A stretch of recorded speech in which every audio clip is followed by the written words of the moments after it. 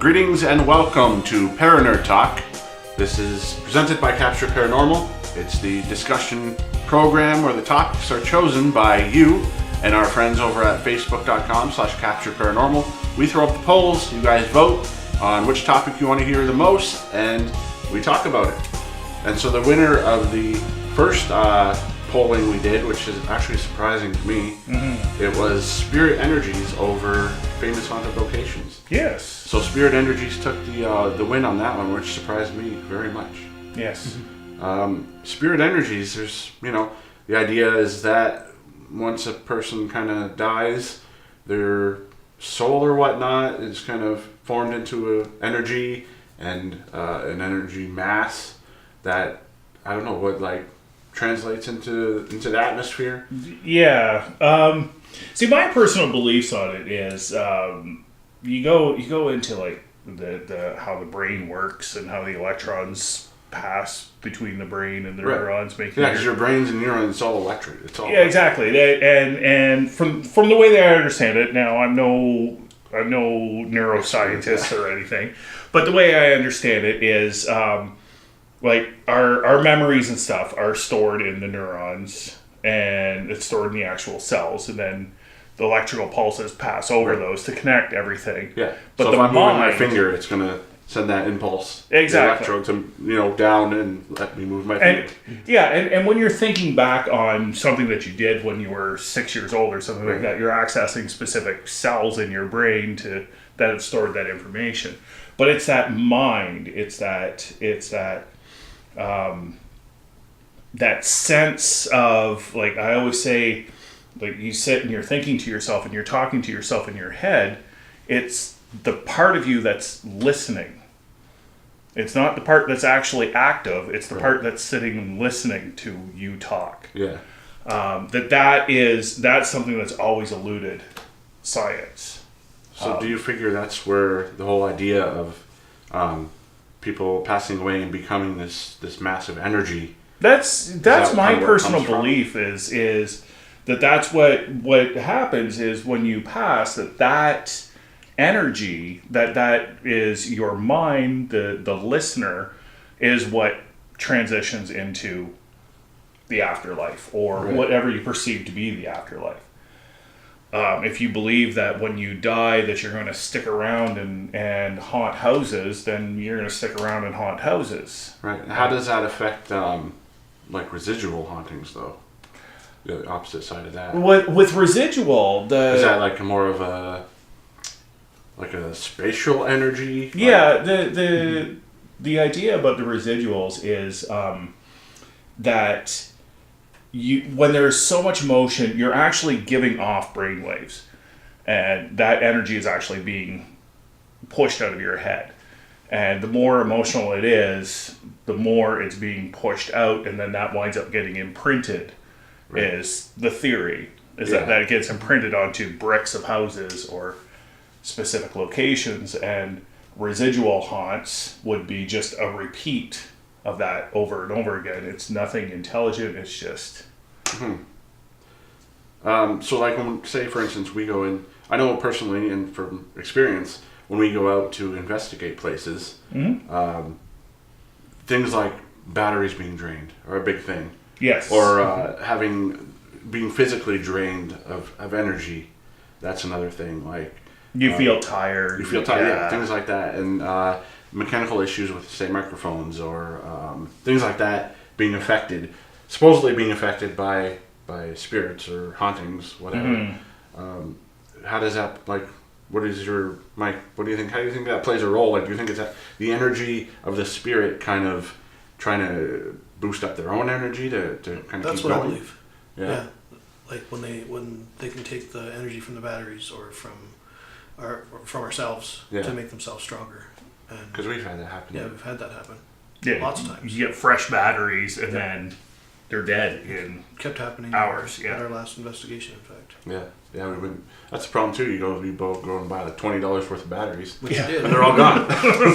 So head over to patreon.com/Capture Paranormal. Yes. Donate to the team. Help us buy our batteries. Yes, because the ghosts aren't buying batteries for us. Exactly.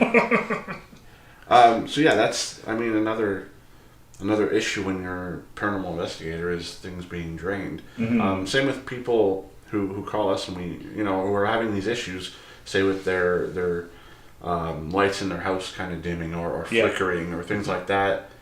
How do you explain something like that to someone who's saying the lights in my house are flickering? Well, see, that's where the K2 meter and the MEL meter come in very handy. Any kind of electromagnetic field detector comes in really handy. Is if you've got crappy wiring in your house and your grounding is bad, you're going to be shorting out lights and stuff's going to be flickering and stuff. Well, we had a case too in St. Thomas where we were investigating, and there's just crazy amounts of EMF all over the house. Yeah. Everywhere. And then everywhere. And what we ended up doing was shutting down the fuse panel, shutting down the entire house. It was still feeding through. Yeah. So that's where it gets interesting is where does that come from? Right. It's one thing to say that, you can go and you say, oh, well, you're wiring. We've had situations like that before where we notice that the K2 or the bell meter is just going nuts, and you find out, grounding's completely off here. Yeah. And then they fix the wiring, the homeowners fix the wiring, and everything's fine, and everything returns to normal. Yeah. Because again, high levels of EMF, we've talked about this before, is that high levels of EMF can give you that sense of the paranormal. Yes, for sure. But then when you eliminate that high source of EMF and you still have the paranormal, right, the sense of the paranormal, that's something weird. Or we spoke of that before. It's like where you're sleeping. The nightstand beside your bed has a clock radio that's just shooting off EMF like crazy. Yeah, exactly. And which could explain why you're having these nightmares or kind of dreams and things like that. Or would something like that affect sleep paralysis? It could, yes, because it completely messes up your brain. Another thing that affects sleep paralysis is we're kind of straying into a little bit, yeah. But solar flares. It's our podcast. We can do whatever we want. Exactly. But solar flares can cause that. And I find it funny on Facebook. Like I would have I'd have a night where I'd have like really bizarre, very real dreams. Yeah, 'cause you suffer from that, right? I suffer from sleep paralysis quite a bit. Yeah. So I get these nights where I've got these very vivid but very bizarre dreams. And then I go on Facebook and I see my friends are talking about, oh my God, I had the weirdest dream last night. And then I go over to spaceweather.com and check what solar activity was. And sure enough, there's like a class M or a class X solar flare. So what's happening?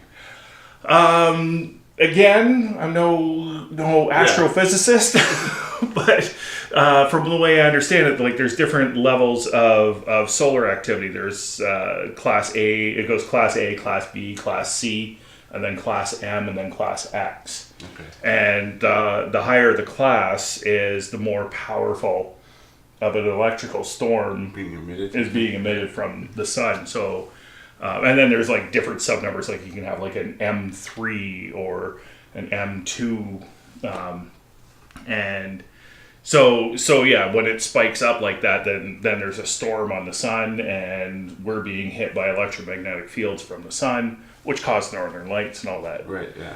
But if it hits you, it's actually been scientifically proven that it can affect sleep patterns.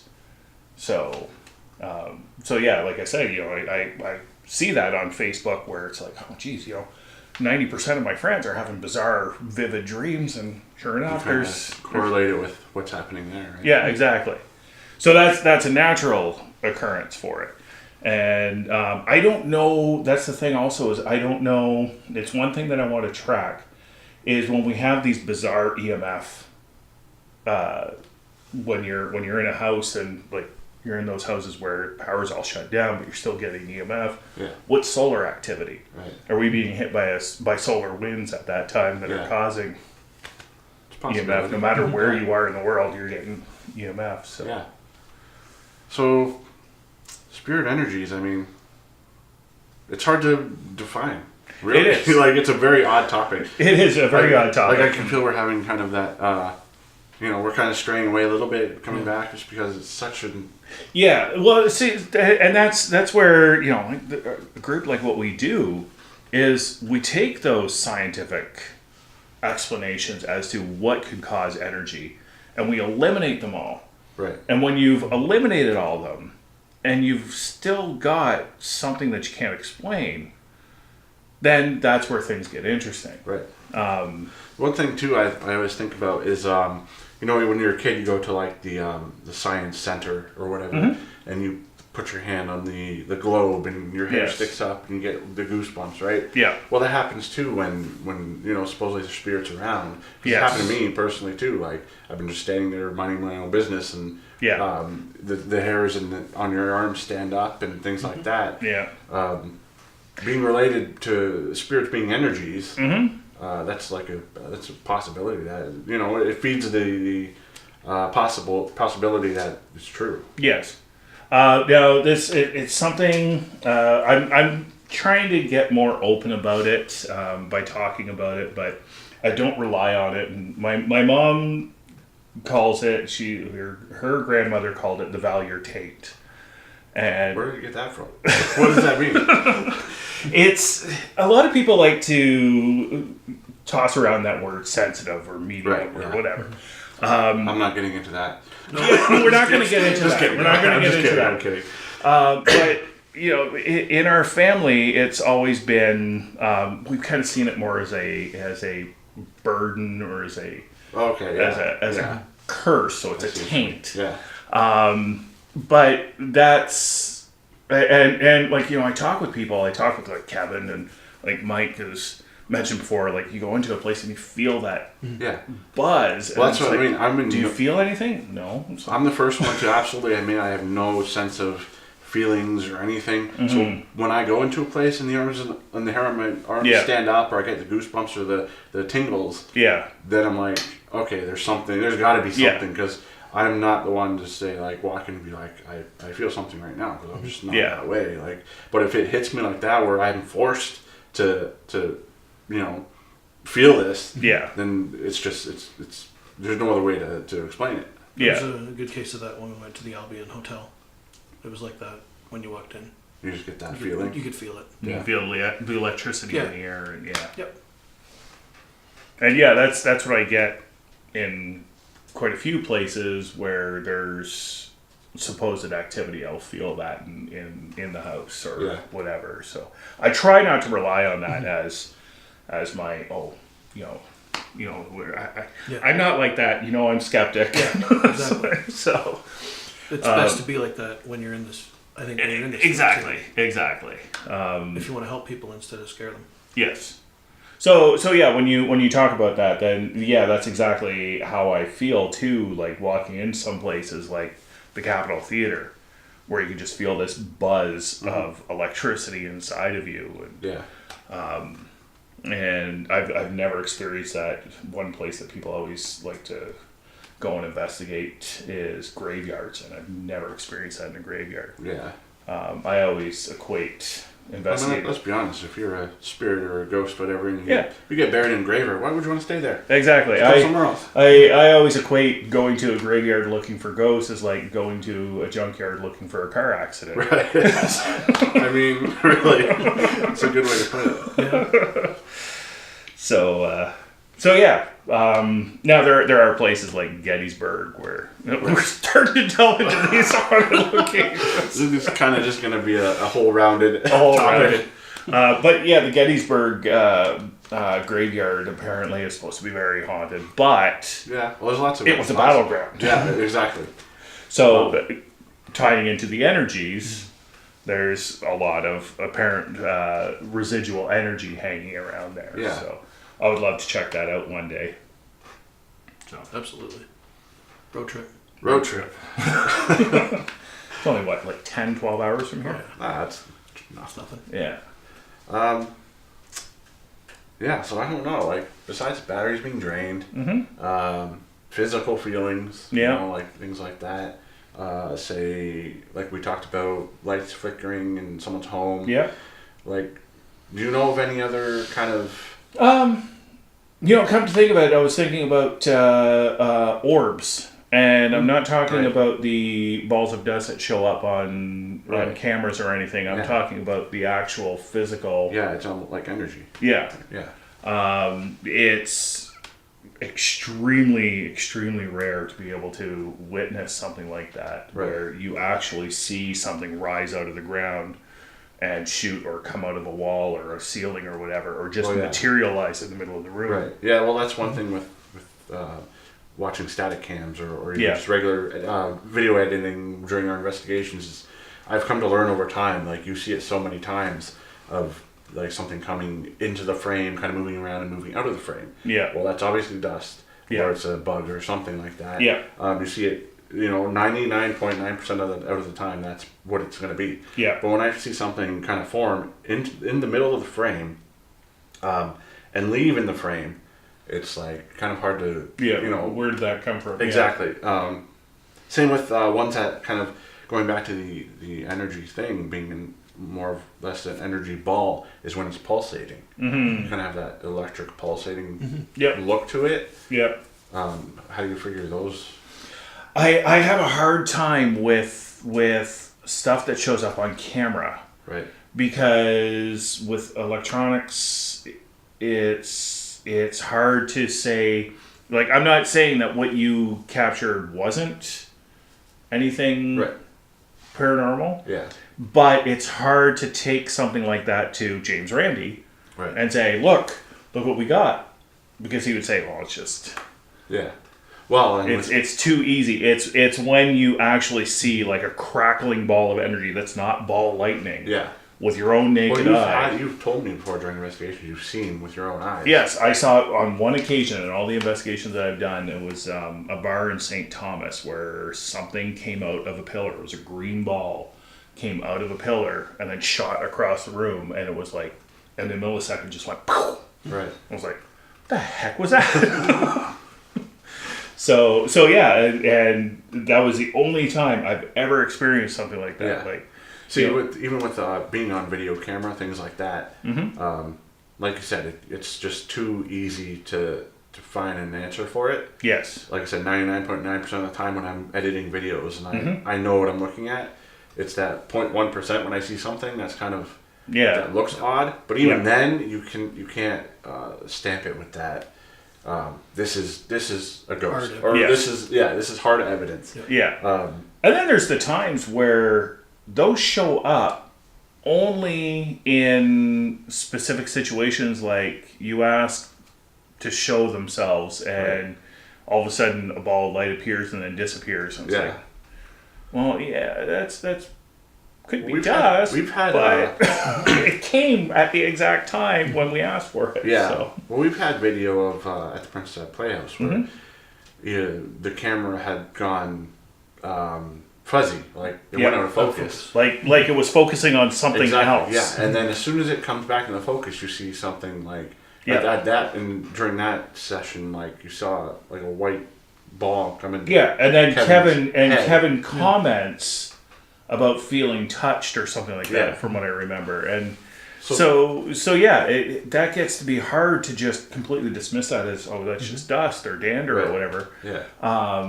But from a cynic's point of view, it's easy just to say, oh, well, it's just coincidence, law of averages. And Yeah.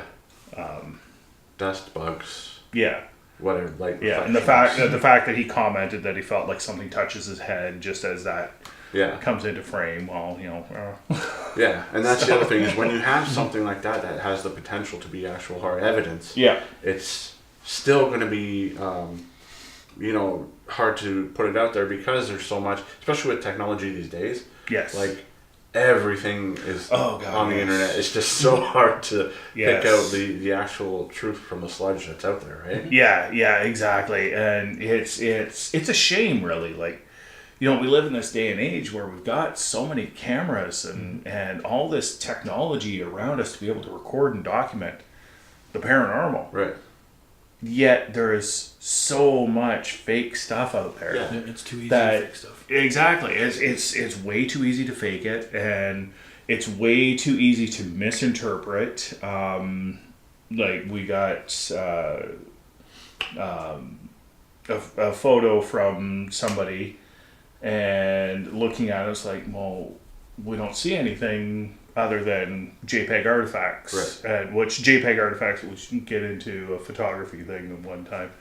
But that's where the picture, just because of it getting blown up and it's already a compressed picture and stuff like that, that instead of forming circles, it starts forming blocks, and then those blocks are shaded weird and stuff like that. So you start seeing things in there. Yeah, and pareidolia comes into it. Exactly.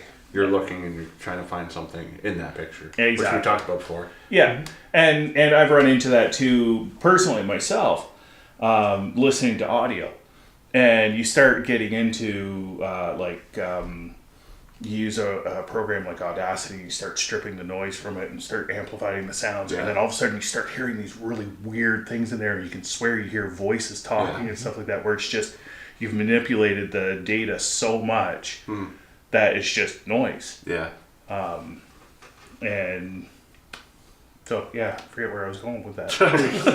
We got this straight off from energies. So it's hard, extremely, extremely hard to capture any kind of evidence, especially like energy evidence. Yeah. Well, Besides millimeters, like you said, using the K2 or the mel to kind of form the shape, so to speak, of where something is, right? Exactly. I had that happen at the Capitol Theater, I believe it was, where that's why I love the K2, is because it's so sensitive. Everybody poo-poos it because it's too sensitive. But I love it. The Wi-Fi will set it off. Yeah, exactly. Set it off. But so you got to go through with a very thorough, research-oriented mind. Yeah, exactly. It's your mindset, right? Yeah, you got to go through and go, okay, so I'm getting a signal. Where is that coming from? Mm-hmm. That was when you took off with the K2, and I was trying to follow you with the camera. And And it's impossible to follow. Exactly. And I traced out like I was following it, and I was traced out shoulders and head, and there's shoulder there, and it's like it's a humanoid form standing in front of me. Yeah. And then when something's moving, you were almost like chasing it. Yeah. So it would start dropping down. So you step forward and go up, and then it would drop down, and step forward and go up. And so those are really difficult to explain. Yeah. I did have a buddy actually say that, and I would like to test it out, but I don't know anybody, is with shortwave radios. Oh, okay. Apparently can set them off, and they can bounce through the atmosphere. So you could be like a mile away and still pick up the signal because it's bouncing off the. That's the purpose of shortwave. Okay. Is that it can bounce around the world. Yeah. So if that turns out to be... Well, you think about walkie-talkies that set it off. Walkie-talkies same set thing, it off, right? So you're sending the signal, it's just be on a wider band, I guess. Yeah. So if it does turn out that shortwave can set it off, then that would just throw out all of EMF, because you have no idea. Somebody in Japan could fire something up, and now you're getting EMF in Toronto. Yeah. It's like, I wonder if anybody's actually done that. Have you researched into that? No, I haven't. It was just something like my buddy was saying. If it hasn't been done, I'm like, hey, anybody out there? Come on. Yeah, exactly. we need to set this up and figure that out. Because that'd be huge in this field. That would be a major breakthrough, essentially, that you can just dismiss, quit using K2s and millimeters or anything, because everything would be get contaminated and thrown out the window. Exactly. That's my issue with the television shows that use K2 meters. Yeah. It's so easy to set them off that they've got there like could be somebody big massive behind the camera. cameras and Well, I remember I was at a location. I'm not going to name names, but I was at a location and we were getting a tour of the location, and the tour guide had a wireless headset on. And every time she spoke, the K2 meter would spike, and she's like, "Oh, there's another spirit here. Oh, there's another spirit here." I remember that. It's your headset. Turn your headset off, and you're fine. That was my first investigation, and I thought, really? Yeah. Seriously? So, and we ran into that before too, where you're on the K2, and then somebody radios in, and the K2 blips, and you're like, this when we were first starting, it's like, wow, the K2 just went off. And then you start putting two and two together. It's like, hit the radio again. Yep. Oh! Yeah, there it is. That's what does it. I think we also discovered it messes up the temperature meter on the Does it? on the Mel meter. Interferes with the. I've never seen that. The temperature will all of a sudden spike up and then drop down. Yeah, I've never seen that. I know when we use the K2, for instance, we use it to kind of do like say yes or no. Yes. Now, so if a spirit is an energy, right, and we're asking it to make the lights flicker, are they just coming close and moving away, or? I envision it that way, but I have no idea. Yeah. That's the theory, isn't it? Yeah, that's the theory. Is like you say, touch it once for yes, and then it goes like that. Yeah. Sorry for smacking the audio. Jesus, what are you doing? But yeah, you kind of. I envision it that way. I've got no idea what they would be doing because you can't see them. Yeah. They might be sticking it in their mouth. Or I know if I was a ghost, I'd be doing. What is your name? Whoa. Oh my. Anyways. If they could only see where I'm putting it. Well, I did just see a television show actually use a K2 where the one girl that was on the show would start going through the alphabet. And then when they got to a certain letter, the K2 would flicker. And then she'd start again. And like they spelled out the entire name. Worse. Yeah, like a Ouija board. But again, that's television, and you can't validate that there's somebody in the back with a walkie-talkie going doot doot doot.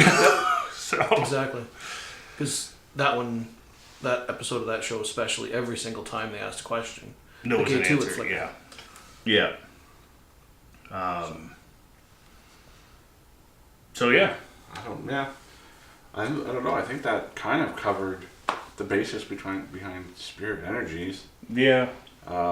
Hopefully we've muddied the water enough to confuse people, and I've confused myself. So it's a weird topic. Like I said, when we put those polls up, and I believe it was against famous haunted locations. Yes, I thought that one was going to just run away with it. Yeah. To be honest with you. Yeah. But spirit energies came up and they won. And Yep. that's what people want to hear, I guess.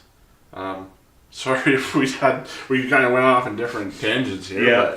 But I mean, that's what we do. I thought, dear Lord, what are we going to talk about? Yeah. We came back around. It's all good. Yep. We knew what we were doing. We had this all planned. Exactly. It's all scripted. Exactly. So, if you're listening on the Capture Paranormal podcast over on iTunes or Stitcher or Google Play or SoundCloud or wherever you find your podcasts, we want to thank you. Make sure you rate, review, and subscribe. Helps us greatly in our, people finding us better and us climbing the ladder and becoming more visible and getting more people to join the community. Thanks for voting at facebook.com/captureparanormal. We have the next couple episodes already ready to go. Yeah. Next episode will be Shadow People. Yes. I know Bryce has wanted to talk about that for a little while now. Yeah. That's one of the things you've kind of had on your mind. Yes. I've done some research in my years on that, so we're going to hear all about it on the next episode. Yep. So we want to thank you again for watching on youtube.com/captureparanormal. Thanks for listening on the Capture Paranormal podcast. I just want to plug something first before we... Oh, yes, yeah. Before we cut off here, we are working on a project with someone else that we are looking for people who've had experiences as children that's escalated into their adulthood or carried through with them into their adulthood, whether it's positively or negatively. If you feel that you fit the bill, then shoot us an email. We'll give you more details on how to get into that project. So shoot us an email, captureparanormal@gmail.com, or head to captureparanormal.com. We have a little form there at the bottom. It's usually just for investigation inquiries, things like that, but you can definitely send that information over to us and we'll get it to the right people. Yep. Other than that, we'll see you on the next episode for Shadow People, and we'll see you next time.